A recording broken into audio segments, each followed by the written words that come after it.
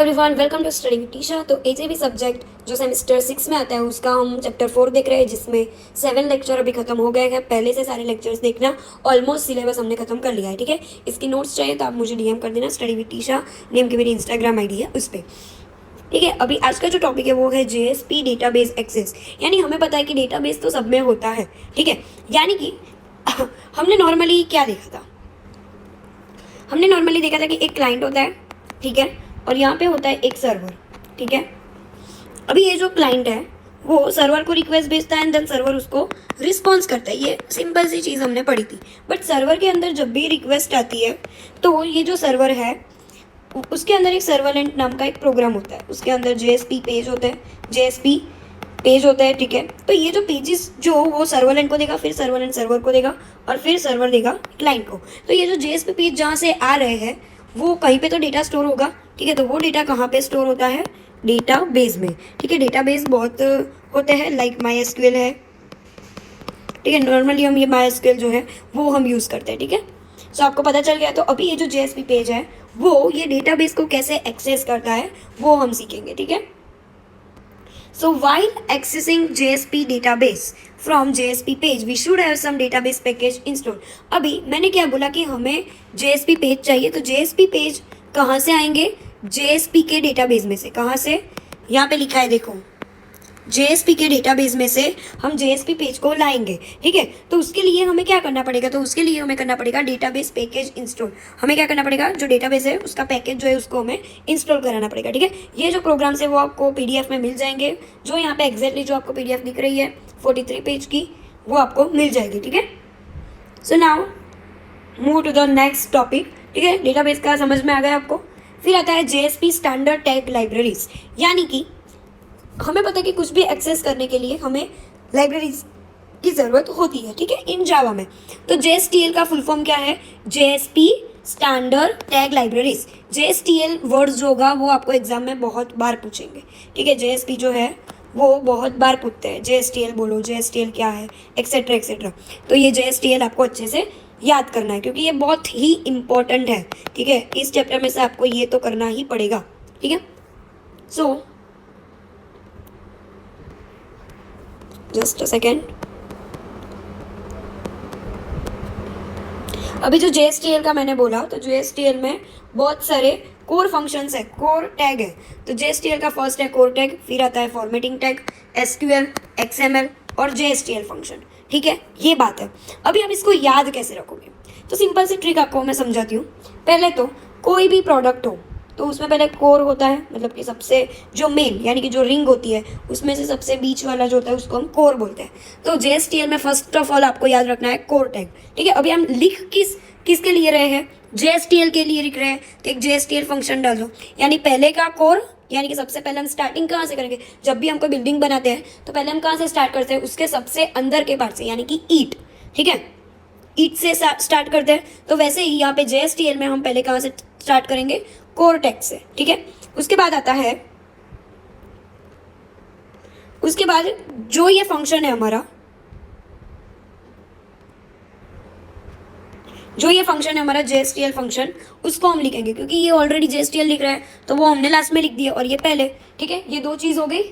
ठीक है, अभी आता है फॉर्मेटिंग टैग, ठीक है, और SQL टैग और XML टैग। ठीक है, ये तीन चीज़ों के बारे में हमको बात करनी है। तो फर्स्ट ऑफ ऑल तो आपने कोर लिख दिया, JSTL लिख दिया।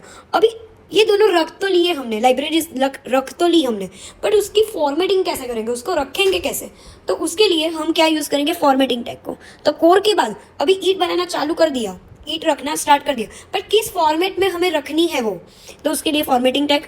ठीक है, अभी ईंट लगा दी अच्छे से फॉर्मेट में। ठीक है, मतलब 1 बाय 1 ऊपर ऊपर हमने रख दी। उसके बाद हम क्या करेंगे? हम उसमें वो पाउडर यानी कि चूना ऐसा कुछ बोलते हैं, तो उसको हम करेंगे, तो उसमें डेटा फिलअप करेंगे। तो उसके लिए डेटा के लिए क्या चाहिए? डेटाबेस। इसके लिए है ये SQL टैग। ठीक है, got it my point? SQL tag यानी कि डेटा। ठीक है, अभी आता है XML। अभी आता है XML टैग। XML टैग जो है वो आपको सिर्फ याद रखने पड़ेंगे। इन शॉर्ट आप ऐसा भी समझ लो कि डेटा जो है, तो डेटा तो मैंने रख लिया SQL में, पर उसको फिर मुझे कुछ ऐड कराना है, मैनिपुलेट कराना है, तो हम XML टैग का यूज़ करेंगे। ठीक है, तो गॉट इट माई पॉइंट कि JSTL में जितनी भी लाइब्रेरीज होती है, ठीक है। JSTL में जितनी भी लाइब्रेरीज होती है उसका वो बहुत इंपॉर्टेंट है, वो हमें अच्छे से करके जानी है, ठीक है। तो JSTL में टोटल कितनी होती है, लाइक पहले तो हम क्या करेंगे, एकदम बेसिक से स्टार्ट करेंगे, यानी कि कोर टैग, ठीक है। सबसे पहले कोर टैग, उसके बाद आएगा JSTL, तो JSTL फंक्शन लिखा हमने, ठीक है। गॉट इट माई पॉइंट, ठीक है। पहले हमने क्या लिखा, सबसे स्टार्टिंग में कोर और लास्ट में JSTL। अभी कोर यानी कि याद करो, JSTL में स्टडी विद टीशा में क्या सिखाया था, वो मकान मतलब हाउस बनाने का एग्जाम्पल। तो उसमें पहले हम क्या लिखेंगे, ईट, फिर उसके बाद उसको अच्छे से फॉर्मेट करेंगे, उसके बाद उसमें डेटा डालेंगे यानी कि SQL से, और फिर उसको मैनिपुलेट करेंगे कि मुझे कहाँ कहाँ ज़्यादा वो चाहिए, ये सारी चीज़ें, मतलब एडिटिंग मैनिपुलेट करना, तो वो XML टैग आ जाएगा। और फिर लास्ट में तो ये है ही, ठीक है। अभी ये जो टैग जो है used when creating a JSP page, जब भी हम कोई JSP पेज बनाते हैं, ठीक है, कोई भी हमें पेज बनाना है तो हम क्या करेंगे, लाइब्रेरीज का यूज़ करेंगे। क्या करेंगे, लाइब्रेरीज का यूज़ करेंगे।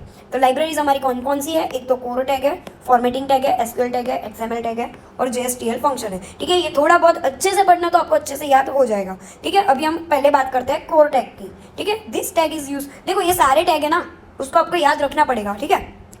मतलब उसका यूज़ क्या है, एक्सेट्रा एक्सेट्रा, ये थोड़ी बहुत चीज़ें लिखोगे तो अच्छे से पास हो जाओगे, ठीक है। Core tag, this tag is useful for performing basic input and output. Core tag है यानी कि सबसे बेसिक वाला, ठीक है। तो ये टैग किसके लिए यूज़ हो रहा है, बेसिक सा इनपुट और आउटपुट के लिए। किसके लिए यूज़ हो रहा है,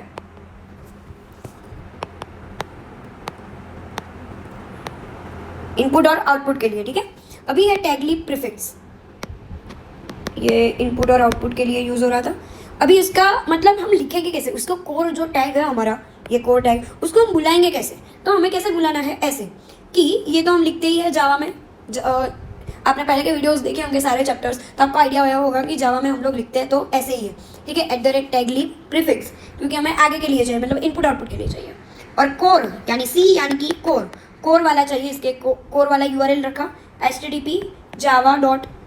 कोई भी .com, JSP JSTL और मुझे कोर चाहिए, JSP में JSTL लाइब्रेरी और उसके अंदर मुझे कोर चाहिए, ये मैंने पहले से लिख लिया, ठीक है। आपको ये समझ में आ गया कि कोर किसके लिए यूज़ होता है, इनपुट एंड आउटपुट के लिए। बस ये सिंपल सी चीज़ आपको याद रखनी है कि कोर टैग जो है वो आपको इनपुट आउटपुट के लिए यूज़ होगा, ठीक है। अभी उसका टैग कौन कौन से है वो हम देखते हैं। तो लाइक पहले तो आउटपुट, तो इसको हम ऐसे डिनोट करेंगे। फिर आता है set the result of an expression evolution in a scope, ठीक है। यानी कि हमें जो भी स्कोप मिला है उसको हम एज अ रिजल्ट कैसे सेट करेंगे, ये भी कोर लाइब्रेरी हमें ये टैग हम यूज़ कर देंगे, तो हम वो जो हमारा रिजल्ट आ गया है उसको हम सेट कर देंगे, ठीक है। फिर आता है रिमूव अ स्कोप वेरिएबल, यानी कि कोई भी एक पेज है जिसमें मैंने कुछ भी लिखा XYZ, अभी मुझको उसको रिमूव करना है, तो मैं क्या करूँगी, कोर लाइब्रेरी में से रिमूव वाला टैग यूज़ करूँगी, सो मेरा जो भी ये स्कोप था वो डिलीट हो जाएगा। फिर आता है catch is any throwable that occurs in its body and optionally expose it, ठीक है। मतलब हमें कुछ ऐसा लगा कि भाई नहीं ये अच्छा नहीं है, ये थ्रोएबल है, यानी कि ये अच्छा नहीं, उसको हमें निकाल देना चाहिए, तो उसके लिए हम क्या करेंगे, कैच टैग का यूज़ करेंगे। फिर आता है इफ़ तो क्या है, कंडीशन वाइज के इफ़ आपने ऐसा किया तो आपको ये मिलेगा, जस्ट बिकॉज ऑफ लाइक ऐसे हम यूज़ करते हैं इफ़ कंडीशन। तो which evaluates this body the supplied condition is true, ठीक है। मतलब कि इफ़ ये अच्छा हुआ तो ये ट्रू होगा, ठीक है। मतलब इफ़ कंडीशन इन शॉर्ट, और कुछ नहीं है। फिर आता है व्हेन, मतलब कि कब ये चूज़ होगा, एक्सेट्रा एक्सेट्रा। फिर आता है चूज़ वाला, सिंपल कंडीशन वाला ही टैग है, जिसमें हम कंटेंट बहुत सारे होंगे उसमें से हम चूज़ करेंगे कि आपको ये लेना है तो ये लो, अदरवाइज ये लो, ठीक है। अभी अदरवाइज आए तो वो भी क्या है, चूज़ का ही सब टैग है, ठीक है। Got it my point. अभी आता है इम्पोर्ट यानी हमें कुछ मतलब पेज है, ठीक है, हमारे पास कुछ पेज है। अभी यहाँ से जो लाइक है, कोई भी यहाँ पे एक लिंक रखी है, ठीक है, कि आपको कुछ भी डिटेल्स है तो आपको ये लिंक पे क्लिक करना पड़ेगा, तो ये जो लिंक है वो डायरेक्टली जाती होगी तो वो एब्सोल्यूट URL होगा, ठीक है। और कहीं के थ्रू जा रही होगी, किसी के थ्रू, तो हम बोलेंगे कि वो रिलेटिव URL है, ठीक है। गॉट माई पॉइंट, ठीक है। तो ये जो URL जो है उसको हमें इनपुट करने की बारी जो आती है, वो हमें जो इनपुट करना है उसके बारे में, तो ये जो इनपुट है, ये जो इंपोर्ट हमने लिखा वो किसके लिए यूज़ होता है, इंपोर्ट हमारे यूज़ होता है, इंपोर्ट यूज़ होता है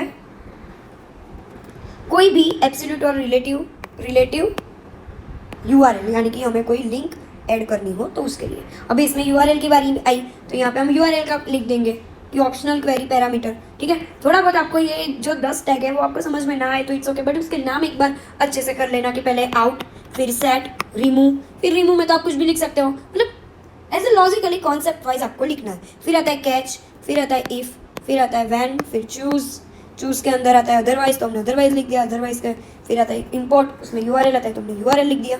तो here is the main scenario, ठीक है। अभी हम देखते हैं फॉर्मेटिंग टैग का क्या होता है। फॉर्मेटिंग नंबर क्या क्या है कि this tag is are use to format and display tags, यानी कि जो भी हम टैग्स लिखते हैं, कोई भी हम टैग्स लिखते हैं, मतलब कुछ भी हम लिखते हैं, ठीक है, तो उसमें क्या होता है, मतलब हमको फॉर्मेट सेट करानी पड़ती है कि भाई नहीं मुझे ये डेट यहाँ पे चाहिए, ये टैक्स मुझे बड़ा चाहिए छोटा चाहिए, ये नंबर मुझे यहाँ पे नहीं चाहिए। तो मतलब इन शॉर्ट कोई भी हमें फॉर्मेट लिखना हो तो हम ये वाले लाइब्रेरी का यूज़ करेंगे, ठीक है। अभी फॉर्मेट नंबर, अभी हमें कोई नंबर चाहिए तो हम फॉर्मेट का यूज़ करेंगे पार्से, यानी कि परसेंटेज वाइज चाहिए हमें, या फिर कोई करेंसी, या फिर कोई रिप्रेजेंटेटिव नंबर, यानी कि कुछ 3.4 ऐसा कुछ चाहिए हो, ठीक है, 3.4 ऐसा कुछ चाहिए हो तो हम क्या लिखेंगे, तो हम लिखेंगे लाइक फॉर्मेटिंग टैग का यूज़ करेंगे, ठीक है। फिर आता है फॉर्मेट डेट, यानी कि डेट और फिर कुछ टाइम का हमें लिखना हो। हम ये सब कुछ क्या कर रहे हैं, JSP पेज में हमें इनपुट आउटपुट डाल रहे हैं, यानी कि पूरा हम पेज एक बना रहे हैं, ठीक है, पेज बना रहे हैं, ठीक है। अभी आता है parse date, parse the string representation of date and time, ठीक है। फिर आता है मैसेज, डिस्प्ले इंटरनेशनलाइज मैसेज, यानी कि हमें कुछ मैसेज लिखना हो तो हम क्या करेंगे, ये मतलब फॉर्मेट में ही लिखेंगे। तो इन शॉर्ट फॉर्मेट का बहुत इजी है कि हमें कुछ फॉर्मेट नंबर करना हो, पार्से यानी कि कुछ पॉइंट में नंबर लिखने हो, फिर डेट वाला गया, फिर पार्से डेट यानी कि हमें पॉइंट में, या फिर ऐसा तो नहीं होता बट यहाँ पे लिखा है कि हमें कुछ स्ट्रिंग वाइज ऐसा हमें डेट लिखना हो तो। फिर आता है मैसेज, ठीक है। तो इसी के साथ ये वाला लेक्चर हम लोग खत्म कर रहे हैं। नेक्स्ट लेक्चर में हम SQL टैग के बारे में पढ़ेंगे, ठीक है। ये सारे टैग्स जो है बहुत इंपॉर्टेंट है। अभी ये लेक्चर में हमने 2 टैग खत्म किए हैं, ठीक है, कोर टैग एंड फॉर्मेटिंग, ठीक है। नेक्स्ट लेक्चर में हम ये 2 टैग देख लेंगे, ठीक है। और जल्दी ये चैप्टर भी हम लोग खत्म कर देंगे, देन उसके बाद नेक्स्ट चैप्टर, लास्ट चैप्टर जो हमारा बचा है वो। और कुछ भी डाउट हो तो स्टडी विद टीचर नेम की मेरी इंस्टाग्राम आईडी है, उस पर आप मुझे DM कर देना। Thank you for watching.